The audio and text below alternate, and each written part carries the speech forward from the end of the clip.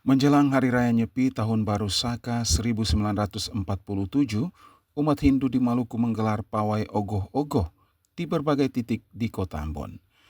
Patung raksasa yang melambangkan roh jahat ini diarak keliling kota sebelum nantinya dibakar sebagai simbol pembersihan diri dan alam semesta dari pengaruh negatif.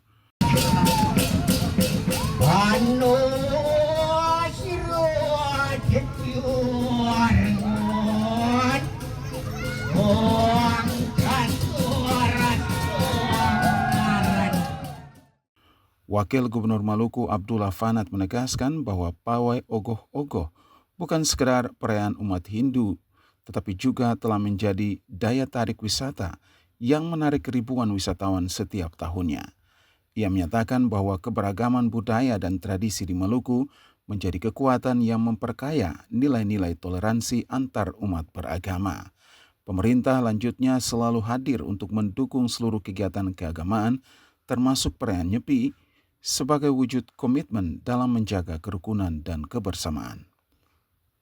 Sementara itu, Ketua Parisade Hindu Dharma Indonesia (PHDI) Maluku, Suyanto menjelaskan bahwa pawai ogoh-ogoh merupakan simbol buta kala yang mencerminkan pengendalian diri dalam kehidupan manusia.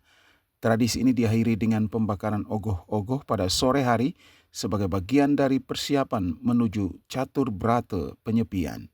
Hari Raya Nyepi dirayakan setiap tahun baru Saka.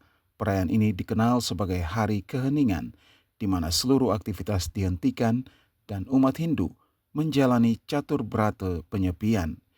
Nyepi bertujuan melakukan refleksi diri, menyucikan jiwa, dan menjaga keseimbangan alam.